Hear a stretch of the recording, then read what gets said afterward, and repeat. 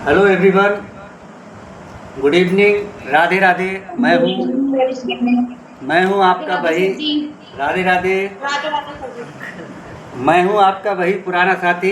एक बार फिर आप लोगों के सामने हाजिर हुआ हूँ एक नई चीज़, नई बात लेकर आप लोगों के सामने पेश करने के लिए। मुझे तो आप सभी लोग जानते ही हैं। मेरा नाम है विक्रम श्रीवास्तव और इस गंगोत्री इंफ्रास्ट्रक्चर कंपनी है जो इसका एक पार्ट है गंगोत्री सोलर, उसका सेल्स डिपार्टमेंट का हेड मैं बनाया गया हूँ आप लोगों को कुछ बताने के लिए, कुछ सिखाने के लिए। और जो मैं बता रहा हूँ उसको आप लोग मार्केट में आजमाएंगे भी। अगर उसका रिजल्ट नहीं निकलता है तो आप मुझसे कहें। आज मैं आपको कल से कुछ आगे बताने की कोशिश करूँगा। कल जो चैप्टर मैंने बताया था उसका नाम था cash growth profit. Cash growth profit, इस चैप्टर का नाम था कैश ग्रोथ प्रॉफिट। फ़ोन अपना अपना साइलेंस कर लीजिए सभी लोग। बहुत आवश्यक होने पर ही फ़ोन उठाएं, अन्यथा की स्थिति में ना उठाएं। मैंने भी अपना फ़ोन साइलेंट कर रखा है। कैश ग्रोथ प्रॉफिट कल मैंने इसको पढ़ाया था, आप लोगों को बताया था। इसका मतलब होता है कि कैश को प्रॉफिट में कैसे बदलें। कैश को प्रॉफिट में बदलने के लिए उसमें ग्रोथ होनी चाहिए, इंक्रीज होना चाहिए, पैसा बढ़ना चाहिए। 10 रुपये लेकर आप मार्केट जाते हैं और वो 12 हो जाता है तो 2 रुपये जो बढ़ रहा है वो आपका प्रॉफिट है। बीच में खर्चे भी होते हैं लेकिन जो बचता है उसी को ही प्रॉफिट कहा जाता है। ये बात कल मैंने बताई थी या नहीं? आप लोगों को समझ में आई थी या नहीं? ये फार्मूला होता है सेल करने का, पैसा बढ़ाने का, इंक्रीज करने का। पैसा बढ़ाने का काम मार्केट नहीं आ रही है, ये गायब हो गई है। पैसा बढ़ाने का काम जो है मार्केट में आप लोग जाते हो, आप लोग करते हो।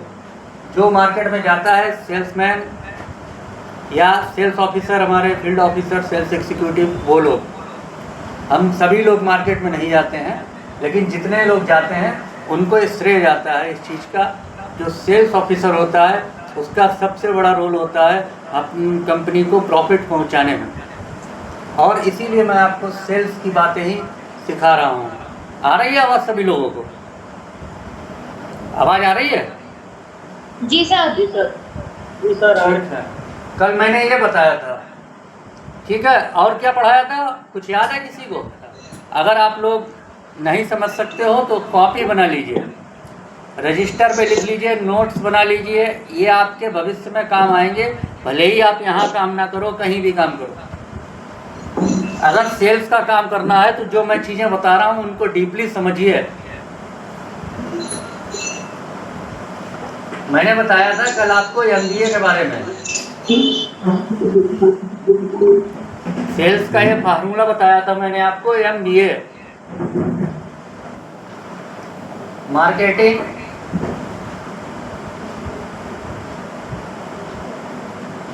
ब्रांडिंग और एडवर्टाइज। तीन चीज़ें बताई थी मैंने कल, बताई थी नहीं? जी एडवर्टाइजिंग, ब्रांडिंग, मार्केटिंग। ये तीनों ही चीज़ हमारे पैसे को प्रॉफिट में बदलती हैं। ये तीन चीज़ें अगर हम कोई दुकान खोल के बैठे हैं या कोई बिजनेस चालू कर रहे हैं, ये तीन काम अगर नहीं करेंगे तो हमारा व्यापार नहीं आगे बढ़ेगा। इसके लिए आप सभी लोगों का भी सहयोग चाहिए होता है। एडवर्टाइजिंग के बारे में हमने आपको बताया था, ये बहुत ज़रूरी है लेकिन उससे इतना लाभ नहीं निकलता। ब्रांडिंग के बारे में मैंने आपको बताया था, ये भी बहुत ज़रूरी है, इसमें भी बहुत लाभ नहीं होता है। लेकिन सबसे कम पैसा जिसमें लगता है वो है मार्केटिंग, और सबसे ज़्यादा लाभ जिसमें होता है वो है मार्केटिंग। इसलिए हमें मार्केटिंग पर ध्यान देना है। मार्केटिंग का मतलब मैंने बताया था आपको, मार्केटिंग कैसे की जाए। मार्केटिंग मीन्स मैंने आपको बताया था प्रेजेंटेशन, लोगों से अपनी बात रखना और अच्छी तरीके से रखना। मैंने कल आपको एक समोसे का उदाहरण भी दिया था या नहीं दिया था? जी सर। जी, अपने को आप कितने अच्छे तरीके से प्रेजेंट कर रहे हो, कितने अच्छे तरीके से लोगों के सामने कि उसे वो चीज़ अच्छी लगे, वो कहलाती है मार्केटिंग। अननोन लोगों से मिलना, अननोन लोगों से मिलना, अननोन पर्सन से मिलना, वो कहलाता है मार्केटिंग। जान पहचान वाले से, रिश्तेदार से, दोस्त से, भाई बंधु से आप काम निकाल के ला सकते हो, लेकिन अगर आप अनजान लोगों से काम निकाल के ला रहे हो तो वो होता है मार्केटिंग। अनजान लोगों से कैसे मिलना होता है मैंने आपको बताया था, याद है सबको? नहीं? किसी पान की दुकान पे खड़े हो गए, कहीं नमकीन की दुकान पे जहाँ भीड़ हो गई, जी, वो कहलाता है मार्केटिंग। जब हम किसी अनजान लोगों से मिलते हैं तो वो कहलाता है मार्केटिंग। कहलाता है कि नहीं कहलाता है? बिल्कुल सर। जी, उसके लिए हम थोड़ा सा झूठ का भी सहारा ले सकते हैं।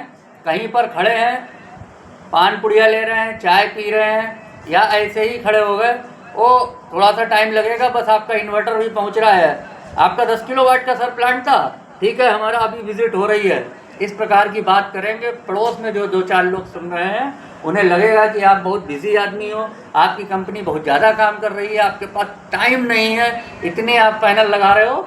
आप उन 10 लोगों में से भी 2 अनजान आदमी आपको मिलेंगे और कहेंगे कि हमारे पैनल लगाइए।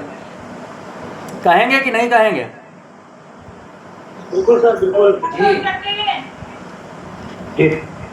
और मैंने आपको बताया था कि अपनी बात को रखना, प्रेजेंटेशन, हम लोग प्रेजेंट कैसे करते हैं। मैंने कल एक समोसे का उदाहरण दिया था कि नहीं दिया था? जी, आज मैं आपको बता रहा हूँ कि अगर हमारे घर में कोई व्यक्ति आता है खाना खाने के लिए, हमने उसको लंच पे इनवाइट किया, डिनर पे इनवाइट किया, और उसके लिए दाल, चावल, रोटी, सब्जी, रायता, चटनी, अचार, दुनिया भर की 50 चीज़ें बनाई हैं, ठीक है। और जब उसको खाना खिलाना है तो उसको क्या करते हैं, थाली ली, उसमें चावल डाले, उसी के ऊपर दाल डाल दी, उसी के ऊपर सब्जी डाल दी, उसी के ऊपर रोटी रख दी, चटनी रख दी, सब चीज़ एक ही में हमने परस के उसके सामने जब रखी, बहुत बढ़िया बनी थी, लेकिन उसके बाद भी उसका मन नहीं हुआ खाने को, उसने 1-2 कौर बड़ी मुश्किल खाए, बोले भैया मेरा पेट भरा हुआ था, आपने ज़बरदस्ती इतना मुझे रख दिया। वो खाना खाने आया था लेकिन असंतुष्ट होके गया आपके पास से, होता है ऐसा? नहीं। लेकिन वही खाना जी, और उसी खाने को आप अगर एक थाली लेते हैं, उसमें एक कटोरी में दाल रखते हैं, एक कटोरी में सब्जी रखते हैं, एक में चटनी रखते हैं, एक में अचार, एक में सलाद, रोटी वो भी फोल्ड करके रखते हैं, थोड़े से चावल रखते हैं, पास में एक कटोरी में दाल भर के रख देते हैं कि आपको कम पड़े इससे ले लीजिए, एक में 2 रोटी और लेते हैं कि आपको रोटी चाहिए हो इससे ले लीजिएगा, चावल रख देते हैं, पास में गिलास, पानी, बोतल सब रखते हैं, तो वो एक प्रेजेंटेशन अच्छी होती है। वो 2 रोटी खाने वाला शख्स 3 रोटी खा के आपके घर से जाएगा, आपकी तारीफ करेगा 4 जगह कि वो लोग बहुत अच्छे हैं खाना खिलाने में। कहेंगे कि नहीं कहेंगे? मतलब वही चीज़ें थी, वही चीज़ें आपने दाल, रोटी, चावल, सब्जी, दुनिया भर की चीज़ें थी, आपने खिलाई उसे, लेकिन तरीके दोनों अलग अलग थे। तो उस चीज़ से क्या होता है कि वो प्रेजेंटेशन हमारी अच्छी थी, उसको परोसने का अंदाज हमारा अच्छा था, और वो खुश होके गया, उसने जाके 4 जगह तारीफ की कि यार विक्रम भैया घर चलो, खाना बहुत अच्छा बनता है। अगर आपकी प्रेजेंटेशन अच्छी है, थोड़ी बहुत कमी भी अगर निकलती है तो सामने वाला उसे इग्नोर कर देता, वो कहता है कि बात करने में इंसान बहुत अच्छा है और हम पैनल इन्हीं से लगवाएंगे, दूसरे से नहीं लगवाएंगे। उसको संतुष्ट करना,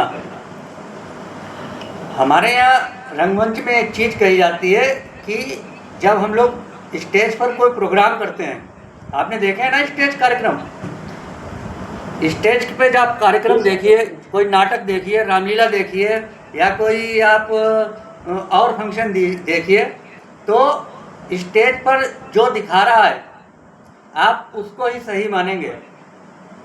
जब हम लोग मंच पे कोई चीज़ प्रस्तुत करते हैं, प्रेजेंट करते हैं, तो सामने वाला जो बैठा हुआ है, जो ग्राहक बैठा हुआ है, जो हमारे ऑडियंस बैठी हुई है, वो सब चूतिया है। आप ये मान के चलिए वो सब चूतिया है, उसे कुछ नहीं पता। अरे उस नाटक में क्या डायलॉग था वो हमें पता है ना, जो मंच पे है, नीचे ऑडियंस को नहीं पता था ना।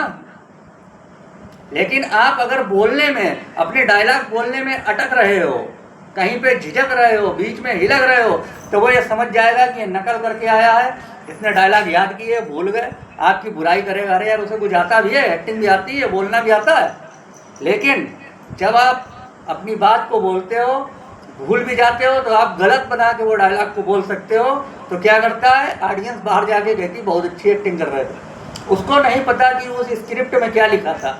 एक कलाकार जब स्टेज पर बोल रहा है तो उस सामने वाले ग्राहक को, नीचे जो ऑडियंस बैठी हुई, उसको नहीं पता है कि स्क्रिप्ट में क्या था। उसे क्या पता, वो तो नाटक देखने आया है, वो तो देखने ही तो आया है, उसे नहीं पता था कि स्क्रिप्ट में क्या लिखा था। लेकिन आप अगर हिचकोगे तो वो कहे जरूर जाएगा, जान जाएगा कि आप डायलॉग भूल रहे हो।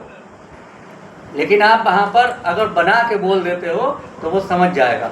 और मार्केटिंग का ये रूल होता है कि अगर आप कहीं पे अटक रहे हो तो अपनी बात को इस प्रकार से कहो कि वो उसी को सच माने, वो होता है मार्केटिंग। अपनी बात को मनवा लेना, मिट्टी को सोना बताकर बेच देना।